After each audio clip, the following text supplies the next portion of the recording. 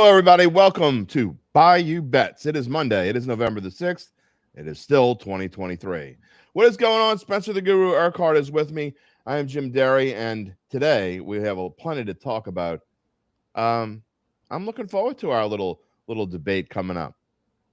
Yeah, I'm looking forward to it too, Jim, because I know you seem a lot more positive about the Saints than myself and a lot of fans out there, because I'm just going to start off by saying when you get 5 turnovers and only win by 7, it's not good enough. You're jumping the gun, man. You're starting it way too early.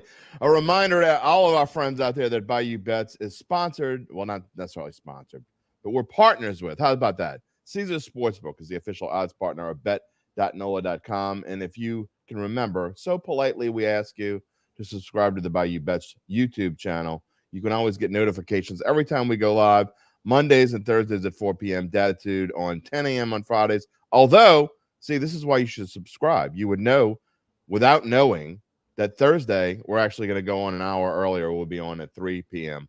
on Thursday. For today, we have plenty to talk about, as Spencer just mentioned.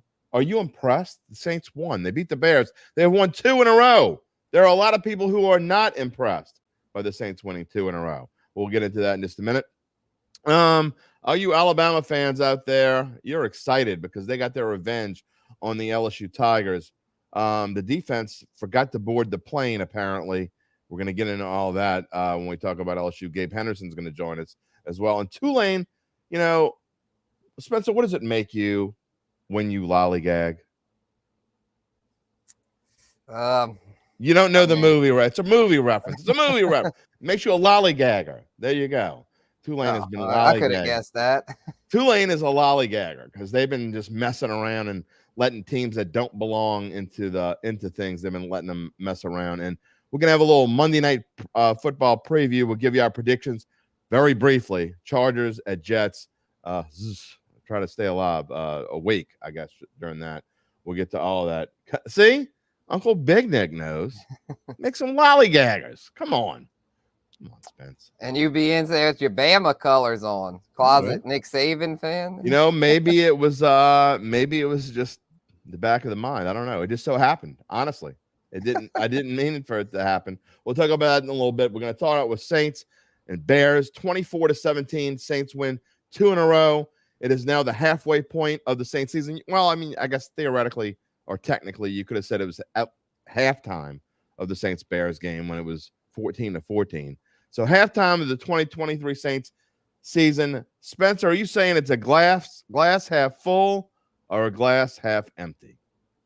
Oh, man, I'm trying to stay half full because, when you look at the record and the division standings, it should be half full. But just from watching them play, to me, it's half empty because this team is just – they never can play complimentary football. They started off playing great defense. Offense was struggling bad. Now the offense seems to be getting going. Now the defense is seems like they forgot how to stop people consistently. So this team is just they kill me. Every week it's a new roller coaster adventure. It is pulling teeth dentist office trip. And it's just, if this team's gonna do anything, if they make the playoffs, they're gonna have to get more consistent because they'll probably end up making it, being that the NFC and their division so bad. But unless they clean things up, they're going to be a one and done, just like the Bucs from last year.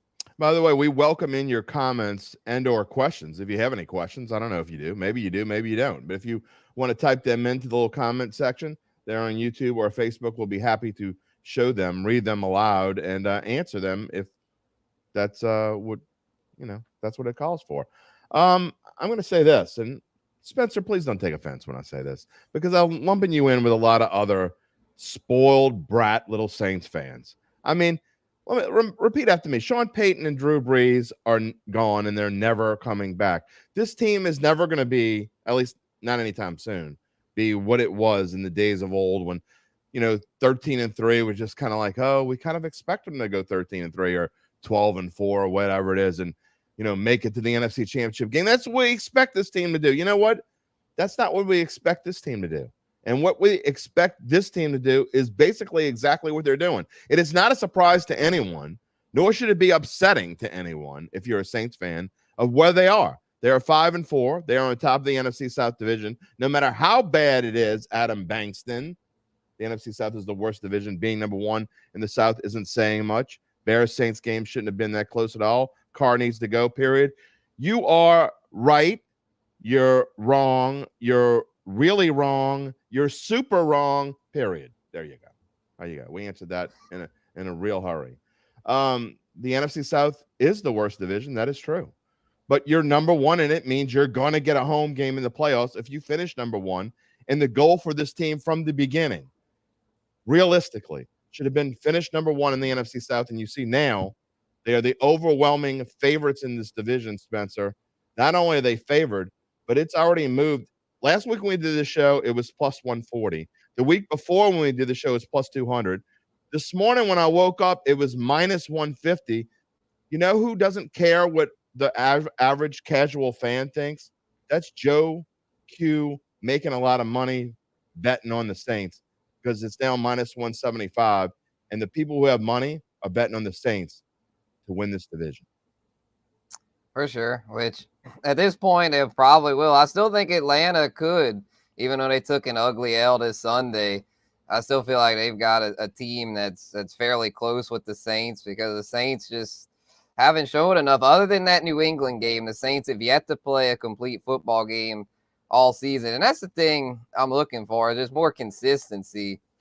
And even though they're not an elite team, we know they're not the 49ers or the Eagles or even Dallas, but they just, if they want to do anything in the playoffs, so they've got to play more consistent on just have both sides complement each other. And it just simply hasn't happened. And as we saw, as I said earlier, you get to win consistently in the NFL, you got to play complementary football. And so I'm not really feeling good about this coming matchup. Minnesota seems to be a team that's coming together and won 4 in a row, even with a lot of adverse circumstances. And having to go to Minnesota, I don't. This screams wrong team favored. You cray. They've won 4 You're in a row. cray. Very well coached with Kevin O'Connell. They are very well coached, but they have a quarterback, and this goes to show you how wrong you are about Atlanta. You're talking about it, and I told you this before this past week. I should have made this a best bet. I did put it as a teaser, but I guess I didn't have enough faith that Minnesota would do exactly what they did. How could I? They were starting some kid named Hall I never heard of before, and then he comes out, and they put in Minnesota puts in a quarterback, Josh Dobbs, who A, is an 8-year NFL veteran, B, has won one game in the NFL in his history, in his career. He's won one NFL game before yesterday, and yesterday doesn't even count because he didn't start, so it doesn't even go as his win. You're talking about he won one with the Cardinals. Right. He won one with the Cardinals, never won with the Steelers. And so you put this guy in, and he just blows up the Falcons defense. I thought you told me this Falcons defense was pretty decent. Yeah, they were up until this week. They've got the issues, or the last week, by the way. And yeah, with the Will Levis thing, yeah, they're having their issues. So that might be wrong. I might be wrong. I can't be right on everything. You know, I'm still gonna pick them to win the division. I know that sounds crazy right now, but I think at plus odds, you're getting some value there. And it's crazy because a few weeks ago, people were wanting to write off the Saints, and now the Saints are the heavy favorite. And so it just goes to show how things can change in the NFL. So if you're going to buy Atlanta, this is the time to get them. I wish I had cut the clip of me saying one of the values of the year. And it's too late now. But one of the values of the year in the NFL was 2 weeks ago, taking the Saints at plus 200. They were giving money away, plus 200. You only had to put down $100 to win 200, or whatever you said, $10 to win 20, however you want to do it. Now you got to put down $17.50 to win 10. It's no longer a value. I still think it's the right play. If you want to put down money on it, that's up to you. But I mean, look, I just don't get the hate for this team. And you can scream at the NFC South all you want to, but there were lots of years where the NFC South was fantastic. No one was complaining about the Saints winning then. No one was saying that, hey, what? No one throws back. When Seattle won the NFC West however many years ago, no one cared. They were 7-9. Guess what? They beat the Saints, and it was a home game in the playoffs, and went on and advanced in the playoffs. It doesn't make a difference. Rochelle Riley says, It's half full. It's all about mindset. Hashtag half full. Lots of hashtags in there, Rochelle. I'm just going to go with you. Go Saints. We are our own breed. The Saints fan is definitely their own breed. That's for sure. So I think there's a lot of in between, and we're going to talk about LSU because LSU fans are very fickle, like Saints fans. Obviously, they're the same kind of fan. But I'll tell you, I just don't get it.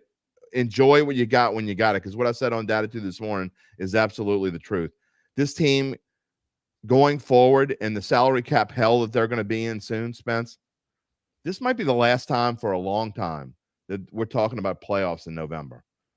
This team could have a struggle going forward. I'm not sold on Dennis Allen, but I'm not ready to write him off either. I think the criticism on him has been way too much. I mean, they're 5-4. Are they? Do they stink? Yeah. Well, I mean, they are what they are. But they go to the playoffs and win a game. I think again, that's all you can expect for this team going forward. We're to say, I'm not sure how to pronounce your name, Jarrell, I guess. But hey, you're entitled to your opinion. Mr. Horace says we will see when the Saints play Atlanta. It might not matter.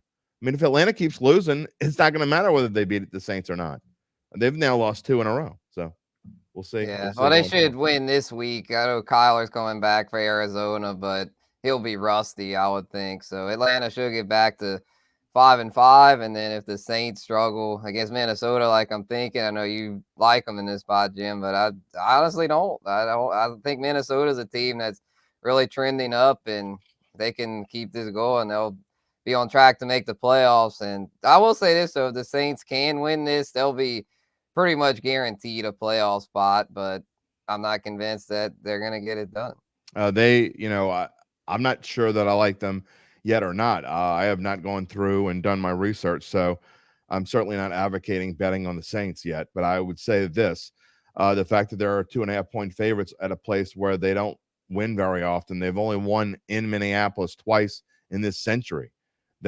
I'm talking about throughout the entire Sean Payton, Drew Brees era. So it's not a place where the Saints go and win very often. They don't normally play well. So that will factor in my decision whether it's a best bet or not. I will probably pick the Saints. But again, the reason why I like the spot is just what I told you. When a quarterback comes in like Josh Dobbs did, and has to is basically thrown to the wolves, you don't have time to think. You just go and do it. Now that he's actually got a time to think and prepare for an opponent and knows he's going to be the starter next week, it's a different animal. And the Saints also, now that they're on a roll, can they continue it? Could be where the rubber meets the road for this team. We're going to see. Nick Rusty, Atlanta just lost to a dude who doesn't even know the players' names. I mean, that's the truth. Yeah, I'll give you this, UBN. If Atlanta loses this week, I'll concede. I'll admit I was dead wrong on them. They are going nowhere. So this is a must win for ATL. Zoe, cut that clip out. We're gonna have to use that at some point. I know that. By the way, the Falcons, as I came in a little while ago, were only 2-point favorites at Arizona. So that says a whole lot about what the lines makers think about the Falcons. The fact that they're only 2-point favorite. I don't care if Kyler Murray's coming back or not. 2-point favorites in Arizona. He is. They announced it. He'll be back. Okay, that's still. I mean, that's insane that they're only 2-point favorite. I don't care who's playing quarterback. Donald says too many non-believers to be for the soon to be. I'll tell you what, Donald. You give me your email address. I won't put it on here. Email me at jderry@theadvocate.com. If the Saints go 7-10, I will have you on my show on Datitude. If the Saints don't win more than 7 games, I will have you on Datitude, and I'll let you call me any name you want that's allowable on a regular radio station for 5 minutes. Okay, that's how you can go off on me for 5 minutes if the Saints don't win at least 8 games. They have 10 games remaining, right? No, they have 9 games remaining. 9, yeah. 9 games remaining. Yet. They only have to win 3 of those, 3 and 5 against this ridiculously bad 8 schedule. games. 8 games. They're 5-4. 8 and 9 is 17, right? Yeah. So if they don't win 8 games, you can just call me names all day long. So email me at jderry@theadvocate.com. Yeah, I mean they'd go 2-6 in the last 8. Exactly. And if I'm right, you can just disappear back into your hole, and you don't have to be anywhere to be found. So I don't have to call you any names. That's okay. It's okay. He's predicting NFC South champ. Yeah, well, let's see. All right, let's move on. I want to talk about LSU because we spent enough time talking about the Saints. I think this is a much more interesting topic anyway, because as we bring on Gabe Henderson, we'll let you talk in just a minute, but I want Spencer to answer me one question. Where was LSU's defense Saturday night? Where they've been all year. It's terrible. I mean, I should have stuck with my original prediction of thinking Alabama would roll in this game. You mean as a best bet? Yeah, I mean, I could have put it on Big Bucks. I was really in favor of that, but then I started doing more research and was thinking that LSU's offense would be able to overcome it. And then, yeah, y'all. I mean, because y'all know LSU, and I guess I know LSU too, but I'm not as close to it as y'all, I'd say. But I just was a little bit swayed, but it was just one of those ones to where LSU's defense just isn't anywhere close to being a national title contender like USC. It doesn't matter how good their offense is. Yep. And it came to light on Saturday night. Look, you were right, 100%. And I just, here's the one thing about this team that's frustrating is, and I put it in the headline up there, why is anyone surprised? I don't think Gabe nor I should have been surprised, nor anyone else, because you think about it now, and hindsight is 2020. But you're talking about a defensive backfield that was already bad coming into the game, and they're missing some key pieces of their puzzle because of injury, and you got a linebacking core that really hasn't been playing well either, except for Harold Perkins. And so, what Gabe and I were talking about going into the game is we expected them to have a spy on Milroe and play a cover 2, and they kind of did that for the first quarter, and then they got away from it, Gabe, and they started playing some weird hybrid kind of defense that I didn't understand at all. Perkins was edge rushing all of a sudden, and the middle was open for Milroe. And when he wasn't scared to run the football, he'd find guys like across the middle. It was leaving the middle of the field was wide open all night long. Yeah, Jim, we talked about this and more in pre-production, and I'm so glad that you brought up one of the things that you did, because I'm glad I'm not the only one who feels this way. You guys were kind enough to give me a few minutes here, so just sit back and relax, because I have a lot to say, as I said on Saturday night when I texted you guys. I'm going to say this, and this might sound crazy. Making the SEC title game in 2022 was the worst thing that could happen for Brian Kelly and LSU. Because, Jim, you and I both agree, Ed Orgeron left this program in absolute shambles. No question. Absolute shambles. And what that SEC title game did is it really showed people that Brian Kelly is an excellent coach and that LSU could be a contender with the right people. But here's the thing, and we're guilty of talking about it. I'm not going to sit here and pretend that I didn't have LSU as a very good top 10 team this year. It's kind of accelerated this rebuilding process. And if you just take a look at the roster, it shows that LSU is not there. LSU is not Alabama. LSU is not Ohio State. They are an elite program in college football, but they are not quite on the level that those teams are. As much as it pains people to say it, as an LSU grad, it hurts me to say it, but the reality is that's where we are. And here's the thing. In 2023, we are going into week 11 of the college football season. If Brian Kelly and Scott Woodward were serious about winning, Matt House would have been gone. You would have been fired on the tarmac, Lane Kiffin style, on Saturday night. I'm not one to usually overreact about coaches. Polian last year was an exception. Cam Cameron in 2015 was the exception. Those guys, I'm incredibly patient with coaches. I'm not asking for excellence out of this LSU defense. I'm not asking for what we saw from Chavis's defense in the early 2010s or even Dave Aranda in 2016. I'm not asking for that. Give me 2019, or give me the defenses that we saw in 2015 from the guy that was standing on the opposing sideline on Saturday night. Can I tell you what the problem is, though, Gabe? The problem is that you're asking for something that isn't possible no matter who the coordinator was. Now, that is just a big part of the coach's problem, because they are the ones that recruited these players.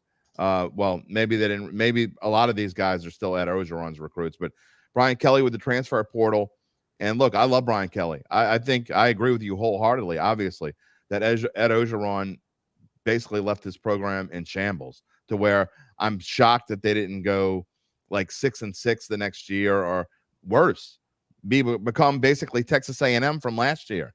Jimbo's ruining the Texas A&M program. We're seeing that right in front of our eyes, and they keep holding on to the guy for some unknown reason. At least LSU was smart enough. And look, I love Ed Orgeron. I know him personally. I love the guy. I think he's a fantastic person, but he left this team in a place to where I thought they were never going to be able to come back out of, or at least not anytime soon. Ryan Kelly was able to do that.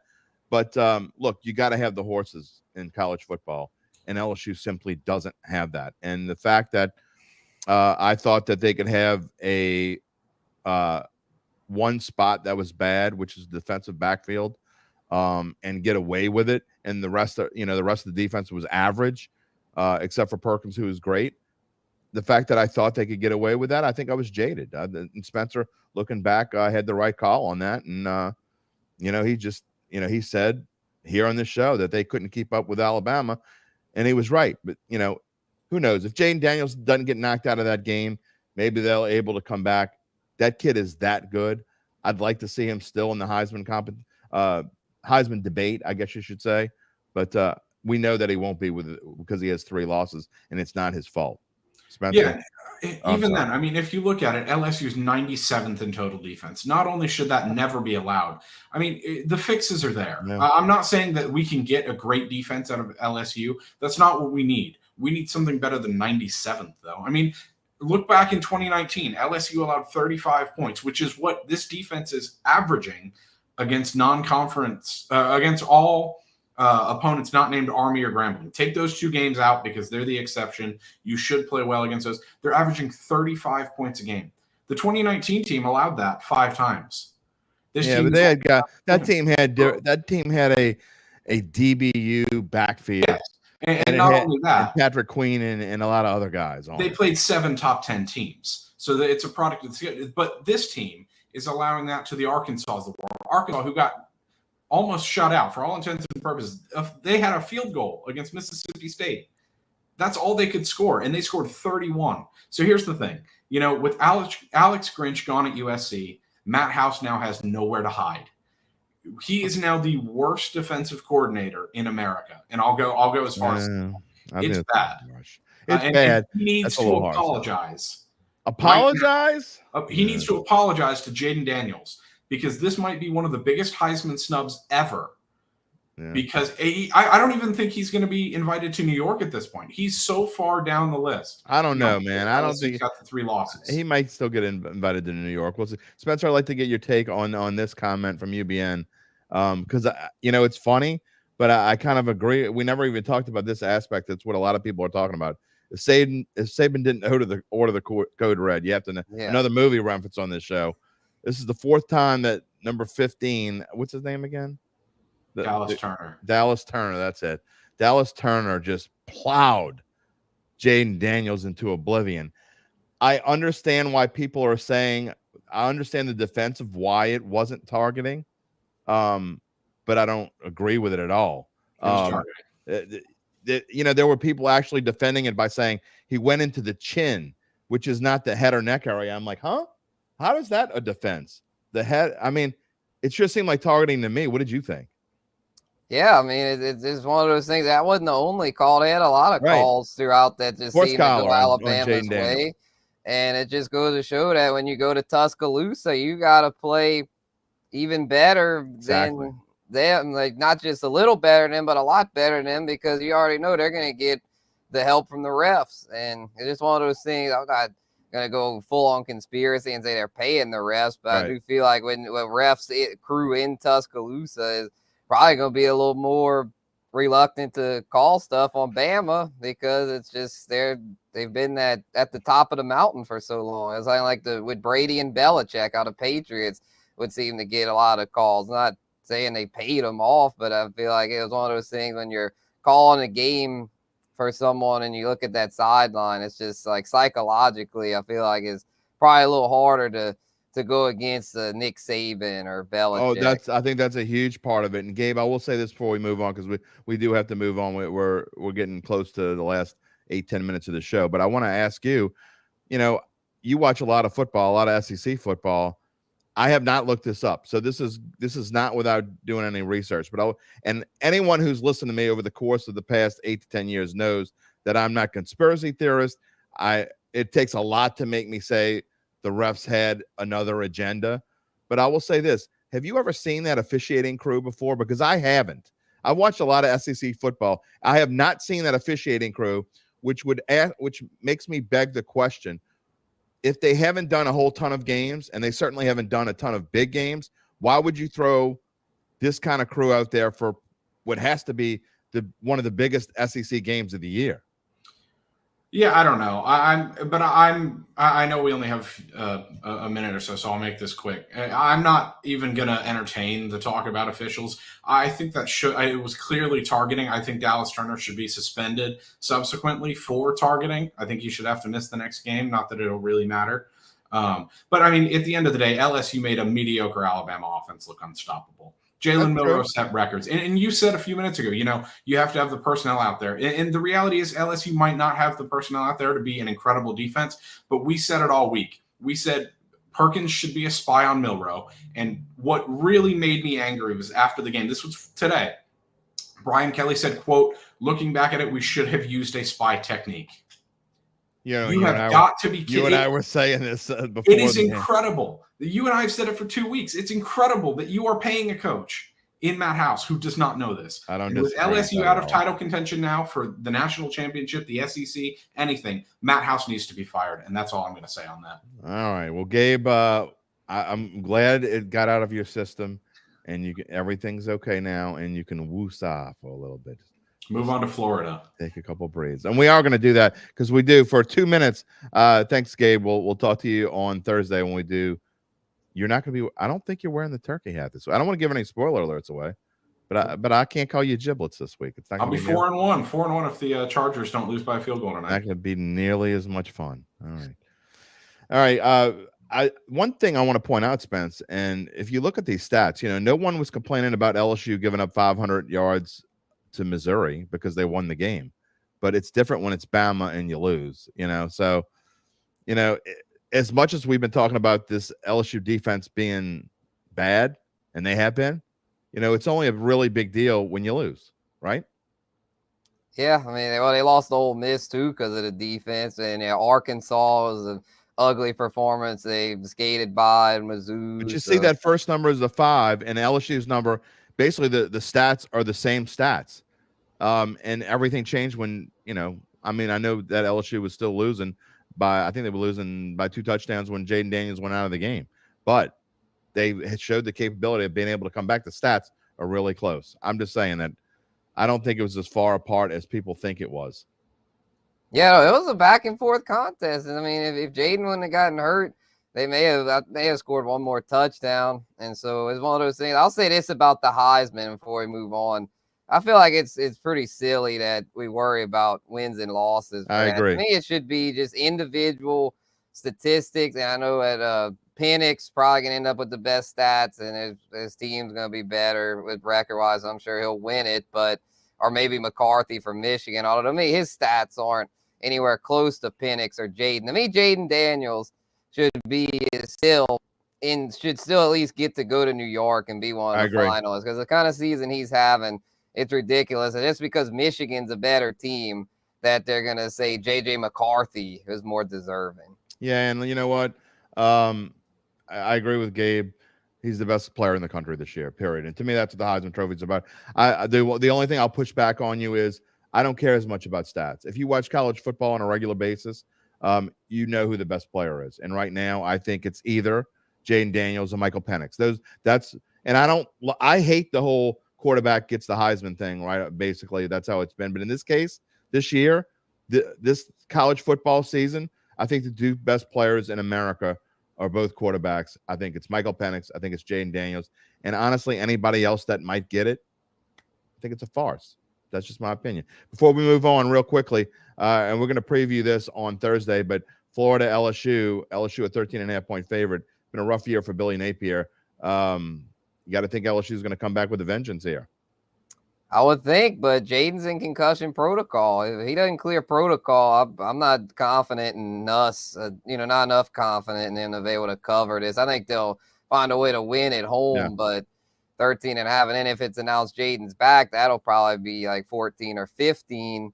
So, I'm not touching this right now early. We'll see how things play out during the week. I will say this to Spencer's point: if you like LSU, you better get it now, because if you wait, first of all, I don't think it's going to get any lower than it is now, that 13.5. And if they announce that Jaden Daniels is playing, I agree with Spencer. It's going to go to 15 or 16. Now's the time to get it if you like LSU. And I'm not telling you to bet that, but I do think Nussmeier is going to play well if he plays. He's a great backup. There's a reason why he didn't leave. He knew we would get a chance to play, and I think this could be it. All right, we're going to talk briefly about Tulane. Did not play very well again. 3 weeks in a row, Tulane just kind of stumbles along. But you look at the stats, Spencer, and it wasn't really as close as the score leads out. Tulane's like a cat and a mouse. Like, you're going to bat them around and play with them. They're having fun, okay. You take the lead. Okay, you go ahead, take the lead. All right, now we're going to win the game. I mean, that's kind of what they've been doing. They let ECU score 10 points early, and then just Tulane kind of took over. And again, you look at the stats. If I didn't know what the score was, I would have thought Tulane covered the 18-point spread, but obviously they did not. Yeah, I don't know what to think of Tulane right now. I mean, I know you seem to be a little more calm about them, Jim, but I'm starting to think that they're just not as good as last year. I mean, Pratt's been okay, but nothing special, and they definitely missed Tajay Spears. Their offense isn't nearly as explosive as last year. I still think their defense is about on par. So I think this is a week, though, and I believe it's actually this one's. It is. I was about to say that graphic. I made a mistake on the graphic. It's Tulsa at Tulane, not the other way around. Tulsa is at Yeoman this week. Okay, this is one you return to Yeoman. This is one you need to blow the doors off Tulsa. I mean, Tulsa's not very good. They're really bad. They've been playing this cat and mouse crap now for the past 3 weeks. They've had these close AAC games, managed to squeak them out. So this is one you just gotta put the throttle down and get in a rhythm, because if they don't get in a rhythm before that UTSA game, I don't see them winning that, because unless they get something more consistent going, I just don't feel confident enough in them to string. Well, would that be a 10-game winning streak? Yeah. UBN, he's like bragging because he got a pick right. Good. I mean, you took Trends 101. Pick the team that hasn't been covering. That's Tulane. They haven't been covering. So what makes anyone think? I would say this: I don't want to bet against Tulane, because I don't want to be looking foolish on the other side when they do win 145-0, and they are going to win 140. It might not be this one. Yeah. It may or may not be this week, and I know there's only a few weeks left, but I just don't want to look like the silly one when they do it, because it's going to happen. Tulsa's terrible, and I know ECU is terrible too, but this one's at Yeoman. They give their fans a chance to see what the real Tulane's all about. And if you look at these stats, I mean, ECU, they scored 10 points early again and did nothing the rest of the game. They had 190 yards of total offense. That's just, again, Tulane playing around with their opponent. They may or they may not. UBN's going to be on Datton Thursday, and he can give us his pick. He may have him on again. He may not. All right. Before we go off this afternoon, Spence, I do want to talk about Monday Night Football and give our very brief, concise predictions on Chargers at Jets. I think we're both on the same side from what we were talking about last Thursday, but this is a snooze fest. It'll be on in the background, but I'm not necessarily going to be trying to watch this to find the intricacies of whether Justin Herbert can carve up. I mean, the over-under is 41. If there's anything, I mean, you got to like the under, right? Yeah, this is not a very exciting matchup. I do kind of like the Jets here, though. Okay. I think the Jets kind of give Justin Herbert some trouble. He hasn't really gotten in a rhythm this year, and in their offense, I mean, Keaton Allen, Austin Eckler, they're both getting a little up in age, or they don't seem quite as good as they used to be. Mike Williams is gone. If Quentin Johnston can get the deep passing game going, if he can catch a couple big ones, that could be the difference. But the Jets have a sound secondary there with Sauce Gardner leading the way, so I would lean toward the +3 with the Jets. Probably not quite confident enough to take the money line, but I could definitely see him winning this. I think Garrett Wilson has a feast tonight. Oh, don't say that. I'm playing against him. Secondary is terrible. Yeah, I got him in I our know. fantasy. So That's yeah, right. I'm playing that's you. my only hope is I'm down big right now against you. But if GW goes off, then might have a shot. No, man, I need Herbert and Garrett Wilson to just take the night off. Y'all can come back next week. Although I will say one of my best bets for the week in big bucks was a money line parlay with the Browns, which that was before that number shot up from 8.5 to 12.5. I got the Browns and the Chargers in a money line pick parlay. So I'm obviously needing the other leg of that parlay to hit. So I'm just hoping look, I think the Chargers are just a better team than the Jets. I said this the other day. I do think they cover. I would probably rather play the under. I do like the under more than I like the Chargers -3. And this number is not -3 in the traditional sense, by the way. I believe it is -3 at -120, which means you got to lay extra lumber. You got to pay $12 to win 10 at -3 because it's been -3.5 the past couple of days and just kind of dropped a little bit. I just, you know what, honestly, do your body a favor and go to bed early and just don't watch the game. That's how boring I think this game is going to be. I don't like anyone in fantasy tonight except maybe Justin Herbert.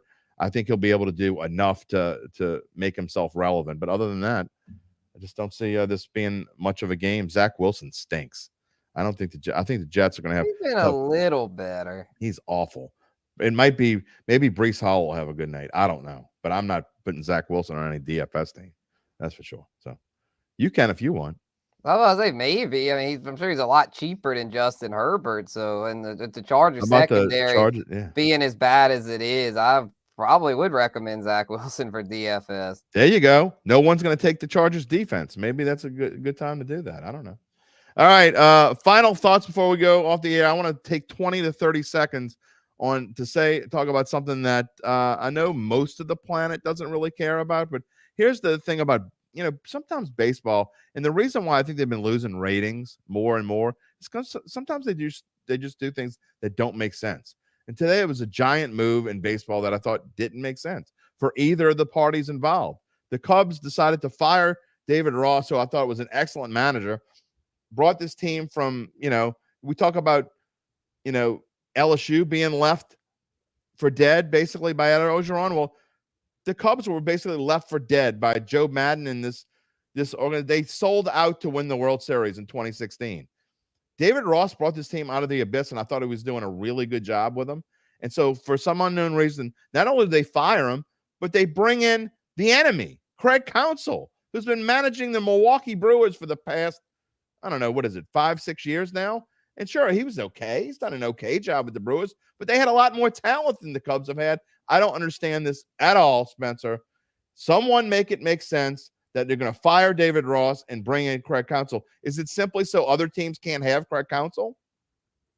Yeah, it just goes to show the Cubs ownership must have a lot of money to throw around because you got to buy out David Ross and pay Craig Counsell top dollar. Yeah, I was kind of confused by it, but I feel like the Cubs owners, like you were saying, they just love they're those spoiled rich kids that just like to throw money around. So it doesn't really surprise me that they did that. Zoe's reveling in my misery and saying the Cubs, this White Sox fan is saying the Cubs are the best at self-sabotage. You're stealing my lines now. These silver spoon-fed, spoiled rotten brat. I mean, spoiled rotten has kind of been the theme of today's show, huh? So that's why we should end it with the Cubs, because there probably aren't more. There are very few more spoiled rich kids on the planet than the Ricketts family. So I want to be like them one day when I get older. I don't know. Maybe. Anyway. We win one World Series every 100 Exactly. years. Well, I probably won't be around for the next one. There's just a good chance. Hopefully my kids will. I don't know. All right. A reminder before we go off the air again that Bayou Bets is official odds partner with Caesar Sportsbook. We thank them for doing so. They're the official odds partner of NOLA.com. I fumbled that, but I will not fumble the line that's subscribe. We ask you to subscribe to the Bayou Bets YouTube channel so you can always get notified when we're going on the air. And we do have a programming note. We'll be on the air 1 hour earlier on Thursday. Maybe it's because of the time change and we're still screwed up. And is it really 3:39 or 5:39? I don't know. I always mess that up. Whatever. I got to sleep later yesterday and it was nice. So whatever. We're on at 3:00 on Thursday. We hope you can remember that. And if you can't, you subscribe and you'll get notified when we're coming on. You won't even have to remember. Final thoughts, Spencer, before we go off the air? Nothing too much. Yeah. For those NASCAR fans out there, I had the championship race yesterday. Congrats to Ryan Blaney, first time NASCAR champion. So then we'll be back at it in February. It's the longest season out of any sport, February through November. It just seems like basketball because it started again. College basketball too. Oh, I'm sorry, Zoe. Yeah, college basketball first week this week. First, Zoe told me before we went on the air that college basketball, women's college basketball, for the first time ever, played in Paris. They played in Paris. I wonder if they ate a Royale with cheese when they were there. Croissant. Well, I think it's croissant, that pal. Oh, you're I'm not French. You're from Lafayette, for God's sake. Cajun French. That's all right, definitely different. All right, we're gonna close out the show. We thank you for joining us. Everyone have a wonderful week. We'll be back at it on Thursday at 3:00. Thomas Casale is scheduled to be with me. Spencer, Gabe also will be here. Zoe, we're gonna have to put her on screen. You better be ready, Zoe. You're coming on screen Thursday because technically, even though she'll be on again after that, we know technically it's her last day before she moves to another department. We're sad here at Bayou Bets. But you're not sad because we're leaving. So we'll talk to you later. Everybody have a great week.